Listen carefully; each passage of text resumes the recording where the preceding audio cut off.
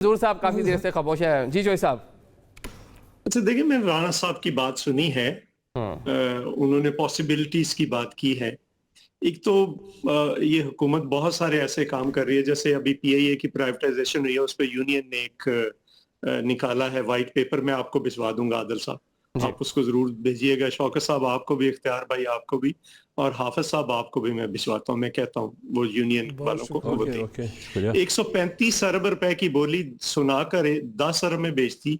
ना सीसीआई की अप्रूवल है, ना पार्लियामेंट की अप्रूवल है, चूंकि जो इदारा एक्ट ऑफ पार्लियामेंट से बने उसे एक्ट ऑफ पार्लियामेंट के जरिए, और 10 अरब में दे दिया है। और ऊपर से परसों इन्होंने 8.7 अरब रुपए की टैक्स छूट भी उनको दे दी, अभी हवाले नहीं की।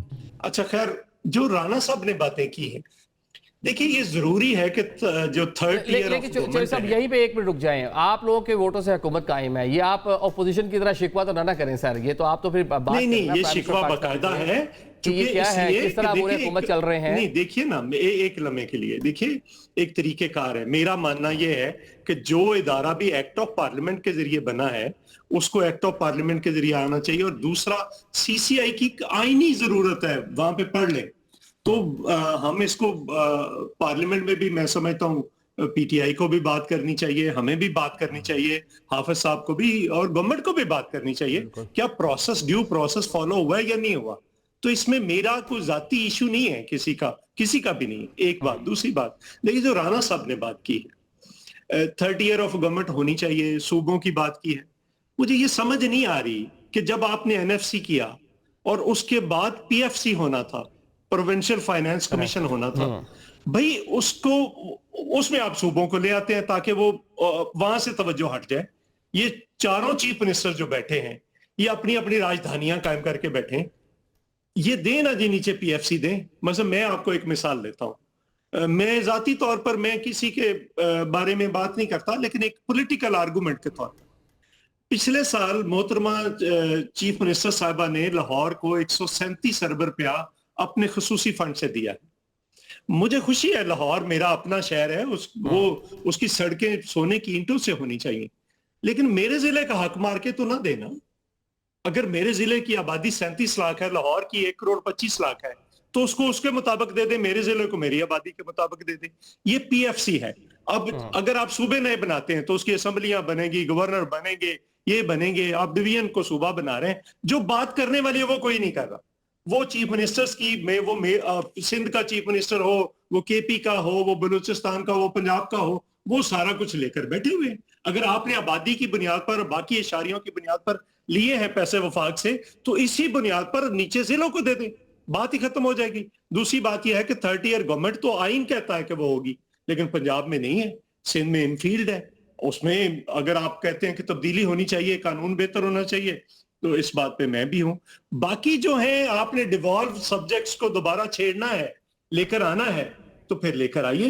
एनएफसी है, उस पे हम भी कहते हैं कि बात करें, बैठें बात करें। आपने 1200 अरब रुपया लेवीज, आपके पास फेडरल टैक्सेस है। देखिए एक लम्हा मुझे दीजिए। देखिए, एक मैं आईएमएफ का तो सबसे, अगर कोई इस मुल्क में सबसे पहला मुखालिफ है तो वो मैं होगा, लेकिन आईएमएफ ये नहीं कहता कि आप लेवीज लगाएं, आप ये करें, आप वो कहता है कि आप टैक्स कलेक्शन आपसे टैक्स कलेक्शन नहीं हो रही, तो आप अगर नहीं हो रही तो आप यहां पे लगा दे। मैं एक सवाल रखता हूं सारी हुकूमतों के सामने, ये तारक मलिक जिसको निकाला गया यहाँ से, चेयरमैन नादरा जी की 2 बार निकाला गया, अभी उसको दुनिया के 25 बेहतरीन जो हैं उसमें उसको शामिल कर दिया गया, जो 25 बेहतरीन डिजिटल दुनिया के दिमाग हैं उसमें। और न्यूयॉर्क के अंदर उसका वो जो बोर्ड है, उस पे उसकी तस्वीर पाकिस्तानी फ्लैग के साथ चल रही। उसने क्या किया था, 2 मिलियन लोग निकाल कर दिए थे जो हर साल दुनिया में बाहर जाते हैं और 1 रुपया टैक्स नहीं देते। उनसे किसी ने पूछा है? कोई पूछने वाला नहीं। आप सैलरीज, आप सैलरी लेते हैं, आपको टैक्स और ठोक देंगे। जो सैलरीड पर्सन है वो टैक्स देते हैं इस मुल्क में। ये टैक्स कलेक्शन वाला मामला, जो टैक्स नेट वाला मामला, ये तो हर हुकूमत का एक ही वजीर है। आप सीधे डायरेक्टली अवाम से पैसे निकलवा लेते हैं, जो तनख्वाहदार तबका है उसकी जेब से निकाल लेते हैं, लेकिन यही मैं कह रहा हूं नहीं बढ़ रहा। और बड़ी आपने एक इंपॉर्टेंट बात अभी की, पंजाब के हवाले से आपने बात की। पंजाब 12-13 करोड़ आबादी का सूबा है, वहाँ साउथ पंजाब ایک الگ سے سیکریٹریٹ بنا تھا پاکستان تحریک انصاف کی مہربانی سے، وہ چلے بنا گئے تھے اس ٹائم پہ. اب جو پاکستان مسلم لیگ نون کی حکومت ہے اس کو بھی غیر فعال کر دیا ہے. وہاں ایڈیشنل سیکرٹریز بٹھائے گئے تھے 13-14 محکموں کے، ان کو اسپیشل سیکرٹری کر دیا گیا. وہاں پہ جو فنڈز دینے تھے وہ کٹ لگا دیا گیا. جو ایک کہہ لیں پاور شیئرنگ ہو گئی تھی اپر پنجاب لوور پنجاب میں، وہ دوبارہ سے ختم ہو گئی. مطلب معاملہ دوبارہ چونکہ تو ہے. چلیں پروگرام میں ایک بریک کے بعد جو نئے ٹیکسز اور نیا بجٹ آنا ہے، عوام پہ کتنی مشکلات آگے بڑھنے جا رہی ہیں، اس پہ بات کریں.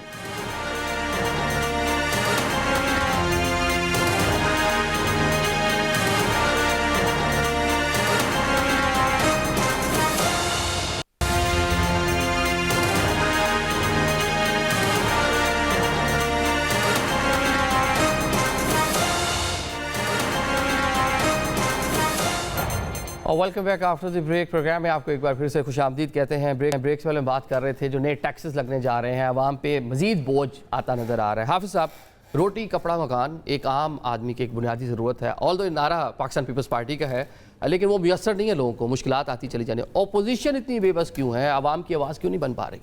دیکھیے عادل بھائی، بات یہ ہے کہ پہلے اس پر بات کریں کہ آپ کی جیب میں پیسہ کتنا ہے. ہم اتنی بڑی بڑی باتیں کرتے ہیں کہ معیشت میں بہتری آئی ہے، معیشت قرآن پاکستان ہے، آسمان کو چھو رہی ہے، معیشت نہیں. مجھے بتائیے، میں اپنی بات نہیں کر رہا ہوں، معاشی ماہرین کی بات کر رہا ہوں. وہ کہتے ہیں کہ اس ہائبرڈ نظام میں 4 سال میں اس ہائبرڈ نظام میں 50,000 ارب روپے ٹیکس اکٹھا کیا گیا ہے. 50,000 ارب روپے. اچھا، پھر آپ کی معیشت کیوں زبوں حالی کا شکار ہے؟ پیسہ کہاں گیا؟ ایک بات. دوسری بات یہ کہ گزشتہ 17 سال میں 50,000 ارب روپے اکٹھے کیے گئے تھے. آپ نے 4 سال میں 50,000 ارب روپے اکٹھے کیے. وہاں معیشت آپ سے بہتر تھا، یہاں آج معیشت بہتر نہیں ہے. ایک بات، آپ کے جیب میں پیسہ نہیں ہے، اس لیے نہیں ہے. آپ کے ذخائر صرف 4 ارب ڈالر ہیں، بس صرف 4 ارب ڈالر. باقی 12 ارب ڈالر یا تو چین نے آپ کو خیرات میں دیا ہے، یا قرضے میں، یا تو سعودی نے دیا ہے. تو آپ کی معیشت جو کڑی ہے 3 چیزوں پر کڑی ہے، یا تو صدقہ ہے، یا تو قرضہ ہے، یا تو بتہ ہے. بچے کو نام دیا ہے ٹیکس کا. اس کے علاوہ مجھے بتائیے آپ کی معیشت کس چیز پر کڑی ہے؟ اپوزیشن کہاں کھڑی ہے یہ بتائیں. اپوزیشن کیا کر رہی ہے؟ اپوزیشن کی آواز تو بند ہے، اس کی زبان بھی کاٹ دی گئی ہے. اگر وہ پارلیمنٹ میں بولتے ہیں نا، آپ کے ملک کا بنیادی مسئلہ یا تو معیشت ہے یا تو امن و امان ہے. خیبر پختونخوا میں آپ دیکھیں اور بلوچستان میں آپ دیکھیں، وہ زمین جل رہا ہے. لیکن بلوچستان کے حوالے سے ہو یا خیبر پختونخوا کے حوالے سے، اس 2 سال میں 2 گھنٹے بحث نہیں ہوئی ہے. اپوزیشن کو بات کرنے کا موقع ہی نہیں دیتا ہے. اگر وہ بات کرتے ہیں تو میڈیا کو میوٹ کرتے ہیں، بلکہ بلیک آؤٹ کرتے ہیں. میوٹ نہیں، بلیک آؤٹ کرتے ہیں. تو پھر میری آواز عوام تک کیسے پہنچے گی؟ جب میں پریس کانفرنس کروں گا تو مجھے بلیک آؤٹ کیا جا رہا ہے. میں تو آئین کی بات کر رہا ہوں، میں تو جمہوریت کی بات کر رہا ہوں، میں تو عوام کی بات کر رہا ہوں، میں تو مہنگائی کی بات کر رہا ہوں، میں تو بے روزگاری اور غربت کی بات کر رہا ہوں.